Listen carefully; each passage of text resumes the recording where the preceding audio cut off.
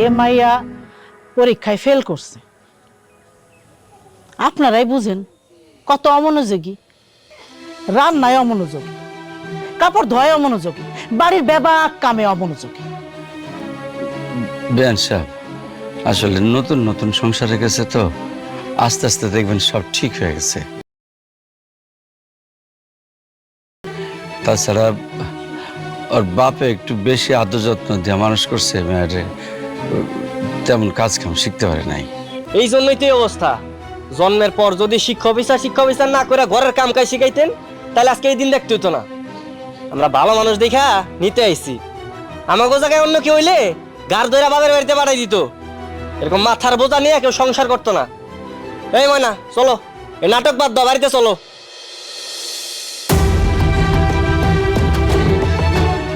করিম, মায়ের তেলে যাক, সংসার করুক। ও মা, তুই যা, রেডি হলো।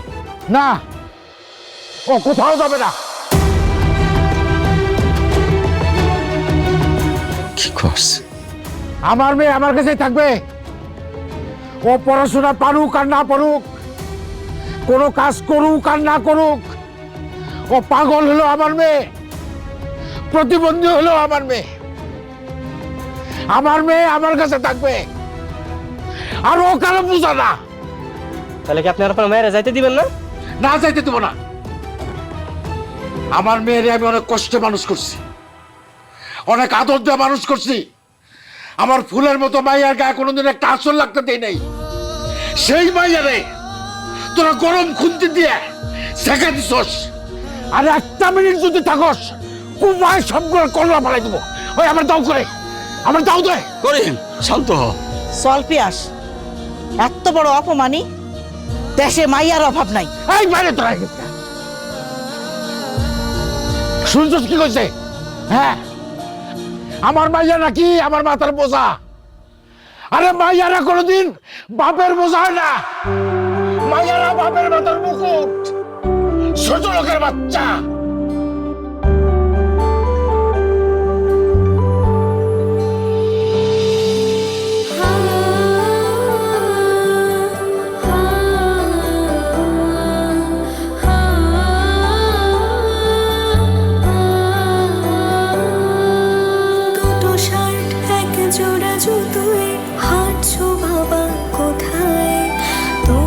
স্বপ্ন আমার মুঠোতে তবু